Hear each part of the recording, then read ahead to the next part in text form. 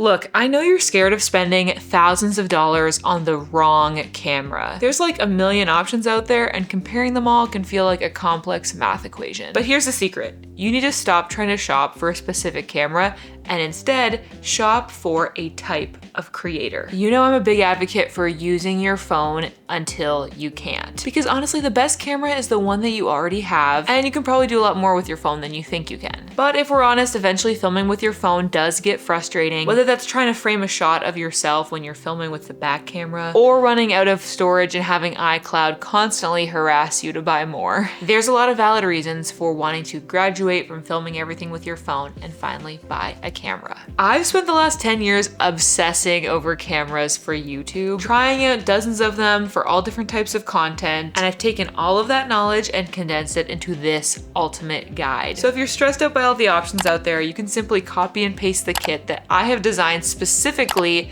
with you in mind, based on the type of content creator you are. Starting with the travel vlogger. As a travel vlogger, you want your setup to be small, nimble, and get you the highest quality results. That's why the center of your gear kit is gonna be the Insta360 Go Ultra.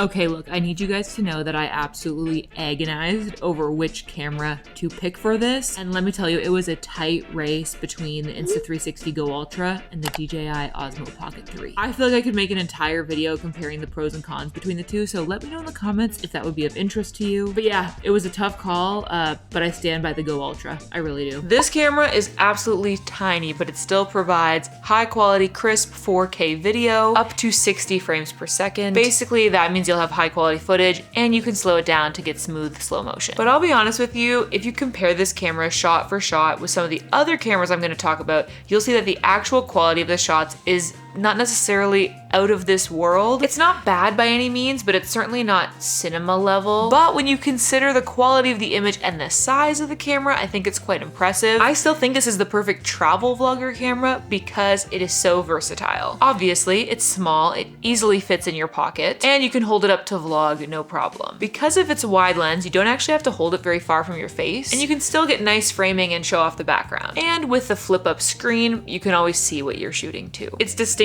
feature, the detachable standalone camera, also allows you to use that same screen as basically a wireless monitor. So you can set up a shot and preview it even while you yourself are in that shot. For nighttime shots, you've got the pure video mode, which is actually really quite good for reducing noise and increasing the quality of shots that are in low light. The little detachable camera is also waterproof. So if you want to go swimming, you can just pop it out of the charging case and you're good to go. It doesn't need any additional accessories to be waterproof. Speaking of going in the water, even though this camera comes with a bunch of handy mounts that allow you to get cool hands-free POV shots, I wouldn't necessarily recommend using the magnet pendant mount when you go in the water, especially if you're doing action sports like surfing or something. I just wouldn't trust it to hold on the camera if you go through like a really big wave. In that case though, you could get an accessory like this, which basically allows you to use like GoPro mounts, which are a lot more sturdy. The stabilization on this camera is also really good, so when you're just walking around, it looks nice and smooth. There's no need for you to have an extra gimbal. Really, the main drawback of this camera as your main shooter is that you are kind of stuck with the wide focal length, which is great when you're vlogging, but if you want to get detail shots, it's kind of limiting. You have the option of 1x and 2x zoom, which I think will work 90% of the time, and I think if you want to go beyond that, you could always supplement it with zoom in shots from your phone. Okay, so that's gonna be your main camera, and it really is gonna take you through pretty much any circumstance that you're gonna wanna vlog, whether that's walking around talking to the camera, setting up unique overhead or POV shots, or even going in the water. The next piece of gear in your travel vlogging kit is gonna be the Godox C01 wireless mics. I discovered these recently and I'm actually so impressed with the audio quality that these deliver for such an affordable price tag. This set of 2 mics and a receiver is only $35. The receiver is super tiny and you can plug it into your phone via USB-C, and it also works with some small action cameras with a USB-C port, including the Go Ultra. You can technically connect any third-party Bluetooth mic to the Go Ultra and you wouldn't need to plug in the receiver. However, the audio quality really suffers when you do that. This, unfortunately, is what the DJI mini mics sound like when you connect them via Bluetooth to the Go Ultra. The Bluetooth connection just isn't really that good, so I kind of sound like I'm coming through an FM radio right now, which is really disappointing because these are good quality mics. Like, it's not the microphone's fault, it's the Bluetooth connection being kind of bad. But if you just connect this little Godox receiver into the Go Ultra, this actually sounds incredible. Like, I'm so impressed with the audio quality out of these super tiny mics, and they're very affordable. And I just think the size of the receiver is perfect for this tiny camera. A goated combo for sure. The final camera to round out your travel vlogger kit is the DJI Mini 3 drone. Do you technically need a drone to film good travel vlogs? No. However, I have personally had a lot of fun getting aerial footage of the places that I travel to. And I think it really brings a whole new dimension to your vlogs. It makes them feel more immersive and professional, especially when you can get aerial establishing clips of a scene and you're in them. That just brings it to the next level. My favorite thing to do is to film our van driving, because you get to experience the landscape unfolding along with us. It's really fun. The Mini 3 drone is definitely not the fanciest. It's very much basic beginner level, but for me, it's more than enough. And it's pretty affordable as far as drones go. Overall, I think the Insta360 Go Ultra, the Godox C01 mics, and the DJI Mini 3 drone make a robust yet super compact travel vlogging lineup that will easily fit in your suitcase and produce some really high quality results. So here is your travel vlogger starter kit. Grab a screenshot, and of course, everything is linked in the description. The next gear starter kit I have for you is for the short form social creator. If you're primarily posting vertical videos to Instagram or TikTok, this is what you're gonna need. First of all, and most obviously, your phone. I currently have the iPhone 17 Pro, but you definitely don't need the newest one. To get the best results, just always make sure that you're cleaning off that camera lens. Trust me, doing this will humble you because you will realize how nasty your phone is. But it actually does make a really big difference. And beyond that, you just want to make sure that your video settings are set to 4K, 30 frames per second, and I recommend turning off HDR. A tripod is pretty essential, and my personal favorite combo is the Ulanzi MT7 tripod with a Ulanzi MagSafe mount attached on top. This lets me quickly connect my phone to the tripod by just magneting it to it. And because it's connected this way, it means that you get 360 degrees of rotation. So no matter how uneven the ground is where you've set down your tripod, you can adjust your phone and fine tune it to make sure that it's level, which I think makes a big difference. For high quality audio, you could use those Godox mics that I mentioned earlier. Or if you'd like another option to consider, I also really recommend the DJI mic minis, and I use those a lot. Finally, for lighting, my first suggestion is just to always film facing a window, because natural light can take you a long way. Honestly, that's what I mostly use, though I am really fortunate to live in an apartment with really nice big windows. So if you need a little bit of help from artificial lighting, I'd suggest the Godox LDP18 Bi. So it's an LED light panel that you can power with a battery, which makes it super portable. And the Bi part of the name means it's bi-color, which means you can adjust the color temperature from cool to warm. And of course, you can adjust the brightness as well. I'm using mine right now just as a bit of a fill light. So here's what it looks like on. That's with it off.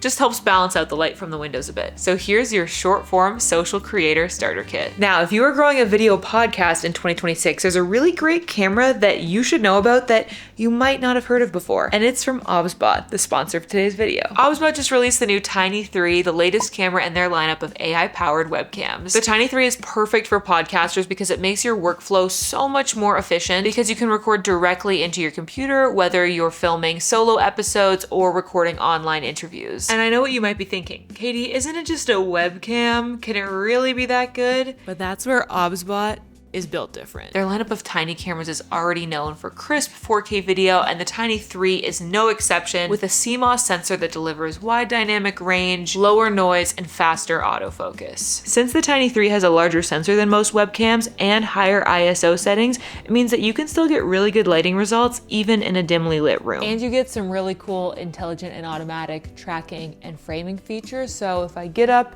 and walk around, the camera will track me, and if I'd like to change the framing, I can just do this.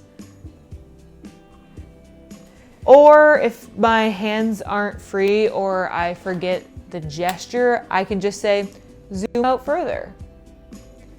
And it will do that too. But honestly, it's the audio features that really make this camera stand out to me. The Tiny 3 has 3 built-in microphones that give you studio quality results. You can connect Obsbot's wireless microphones and still get clear and crisp audio, even if your far away from your desk. But my favorite feature for sure has got to be the specialized audio modes, in particular directional mode. Basically, this means the microphones hone in on the speaker who's directly in front of the camera and blocks out all other noise. As someone who shares a small space with someone else who is pretty much constantly doing Zoom calls, this is huge. You could even take meetings in a busy coffee shop and not worry about your audio sounding as chaotic as your environment does. All of these incredible features fit into such a tiny package that can sit on your desk, or you can use this little stand to prop it up on top of your computer monitor. It's even small enough to take with you on the go. If you want to check out the Obsbot Tiny 3 for yourself, the link is in the description of this video, and thanks so much to Obsbot for sponsoring today's video. The Cinematic YouTuber. This last kit is for creators who want to capture beautiful B-roll using creative lighting, dynamic movement, and interesting angles. Fair warning, this is going to be the most expensive kit of them all, but hey, you asked for cinematic. The camera. The Sony ZV-E1. This is the camera that I use to shoot all of my B-roll around my apartment, and honestly, I think it is just the best camera for YouTube, hands down. Obviously, you've got 4K up to 60 frames per second and the lineup of iconic Sony lenses at your disposal. Personally, I'm always using the 16 to 25 f2.8 G Master lens, or for tighter shots where I want a bit more depth of field, I'll use the 40mm f2.5. By the way, it's actually the 40mm part that gives you more of that bokeh that you're looking for. Like, the change from f2.8 down to 2.5 doesn't make that big of a difference, but having a longer focal length compresses the distance between the subject in the background and kind of magnifies the bokeh that's happening there. Basically, you get more of a background blur, which looks really cool. If you want to get into shooting stuff in log profile and doing a bunch of color grading, that is certainly available to you with this camera, but I'm gonna be honest with you right now and say, I just shoot in the default color profile and I'm happy with that. Sometimes I'll play around with small adjustments in color, but usually I like to keep it just looking pretty neutral. And I do really like how the colors look straight out of camera with Sony's. For audio, you'll use the Sony ECM G1 microphone. This tiny shotgun mic doesn't require any batteries or even cords. You can just connect it to your Sony camera via the hot shoe mount, which makes it really low profile and convenient, and it also just sounds really good. I've been using it to record the audio for this video so far, so you've got a sense of what it sounds like, and sometimes I will definitely use wireless lav mics too, but I think if you're going for a more cinematic vibe, I kind of think like a random DJI mic in the frame takes you out of it. Like, it just doesn't look very good, so that's why I'd recommend a shotgun mic, but it's really a preference thing. To get unique angles with my Sony camera, like top-down shots for example, I use this tripod from Newer. It allows you to take the center column and bring it up above the base and flip it over so you can make it parallel with the ground, which means you can get top-down shots that don't show your tripod's legs. I also use the base of this tripod to mount my slider, which is another great tool for capturing cinematic B-roll of yourself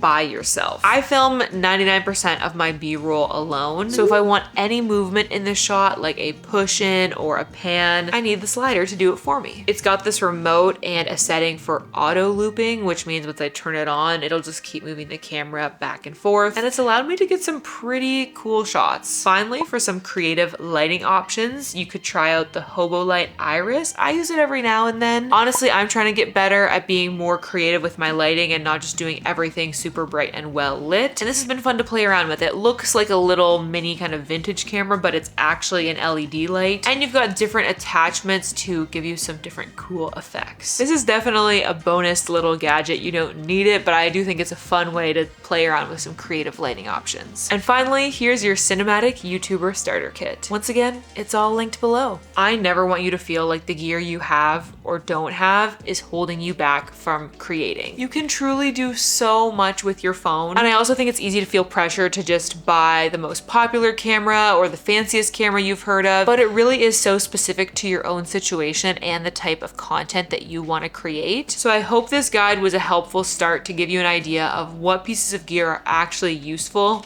based on what you're making. Like I've been saying, everything that I mentioned is linked in the description, and many of them are affiliate links, so if you use them and decide to purchase, it's a great way of supporting me and my channel at no extra cost to you. Also, make sure you do go ahead and check out the Obsbot Tiny 3 if that sounds like something that would be valuable to you. And if you want a few more vlogging tips from me, you can check out this video next. As always, thank you so much for watching. I hope you're having adventures and following your dreams, and I'll catch you in the next video. Bye!